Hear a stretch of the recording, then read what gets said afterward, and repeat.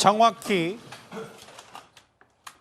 6월 4일 오전 6시 21분이었습니다.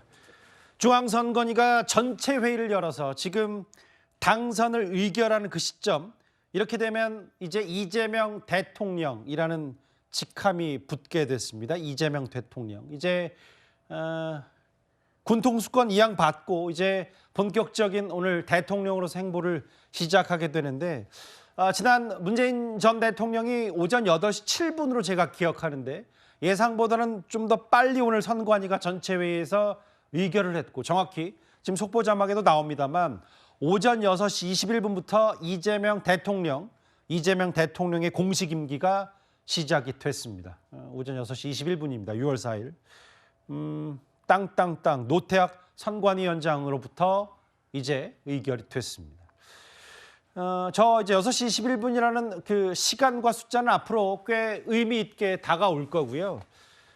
이제 대통령으로 불러야 될 것 같습니다. 임기가 공식적으로 시작이 됐기 때문에요. 중앙선관위가 당선을 의결을 했습니다. 다시 저희가 이제 중간중간에 다시 선관위의 6시 21분 그 의미와 예상보다 좀 더 일찍 그 공식 임기가 시작된 이재명 대통령의 얘기도 좀 해볼 텐데, 다시 한번 저 오늘 그 최종 개표 결과를 한번 그래픽으로 보여주실 수 있을까요? 아까 윤석 대변인님 논평하다가 중간에 잠깐 끊겼는데 280만 표 차의 그 대통령 당선이란 말이죠. 그렇습니다. 지난 대선에서는 아주 적은 지금 표 차이의 10분의 1도 안 되는 차이로 25만 표가 안 되는 차이로 당선인과 낙선자가 결정이 됐는데 이번에는 그런 정도까지는 아니었습니다. 어차피 이제 3자 구도이기 때문에 보수 후보들이 이제 둘로 나뉘었다 이렇게 볼 수 있고, 공교롭게도 저 김문수, 이준석 2등, 3등 후보 합을 하면요. 한 3만 표 정도 이재명 후보 표보다 많아요. 계산을 해보니까. 물론 기계적 결합을 해서 계속 얘기해왔던 단일화가 됐다 하더라도 저 표가 그대로 산수처럼 1 더하기 1처럼 되지는 않았겠지만 아마 보수 유권자들 입장에서는 대단히 애석한 마음을 가질 수 있는 아주 뭔가 굉장히 그 의미 있는 숫자들이 나왔다. 만약에 수치적으로 단일화했으면 해볼 만했다 이 말씀하시는 거예요? 왜냐하면 처음에 그 지상파 3사 출구조사라든지 이런 조사가 나왔을 때는 김문수 후보가 40%도 넘지 않는 그런 예상 득표율이 나왔고 이재명 후보 과반 훌쩍 과반이 되는 그런 숫자가 나왔고, 이랬기 때문에 충격이 굉장히 컸거든요.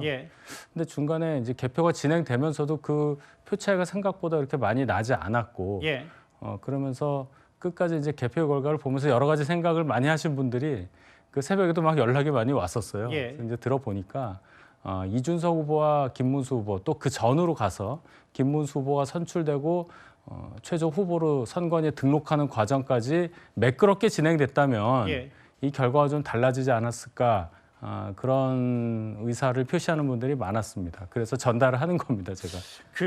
이동학 의원님, 이게 뭐 어쨌든 이제 단일화에 대한 얘기도 이건 어쨌든 가정입니다만 여러 가지 이제 보수 쪽에서도 얘기가 나오고 있는데, 그건 있는 거잖아요. 지금 유권자가 3,500만 명 넘게 투표를 했고, 물론 민주당이 원했던 과반까지는 넘지 못했지만 1,700만 표의 역대 최다 득표인가요? 이거에 지금 민주당도 많이 방점을 찍고 있습니다. 네, 그러니까 국민들께서도 최근 대통령 선거에 비해서 굉장히 많이 투표를 해주신 것도 맞고요. 그다음에 지난번 윤석열 전 대통령이 아마 1,639만 표 정도를 얻었었는데 이번에 지금 1,728만 표로 더 늘어났습니다. 물론 유권자들 수도 조금 늘어났습니다만 전반적으로 투표율 자체가 올라가면서 득표율도 꽤 받은 것으로 지금 나타나고 있는 상황인데요. 그만큼 국민들께서 이번 대선에 거시는 기대가 굉장히 크지 않았나 싶고요. 그것은 크게 두 가지 성격이 있을 것 같습니다. 하나는 기본적으로 내란을 일으켰고, 이 부분에 대해서 굉장히 많이 분개하신 분들이 많았습니다. 왜냐하면 민주국가가 그래도 성숙하게 잘 가고 있었지만 이 부분에 대해서 갑자기 독재적 성격을 드러냄으로써 이 나라 안도 굉장히 시끄러웠고, 그다음에 나라 밖으로도 이게 좀 안 좋은 모습으로 다 비춰지는 것 자체가 자존심이 너무나 상하는 문제였잖아요. 그래서 이 부분에 대한 심판을 안 할 수가 없는 상황이었고, 두 번째로는 오늘 나중에 한번 지도를 보시면 예. 동쪽은 다 빨간색이고요. 왼쪽은 파란색이에요.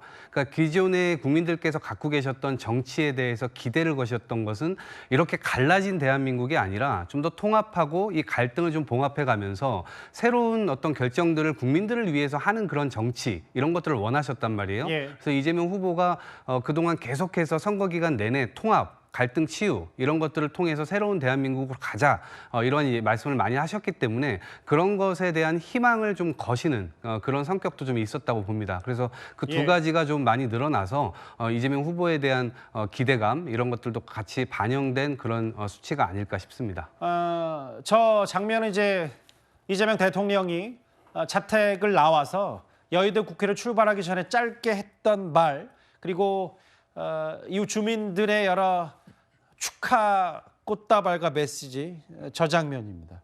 그 윤기찬 부회장님 어쨌든 윤석열 전 대통령에 대한 심판론, 정권 심판론을 피할 길은 없었던 것 같아요.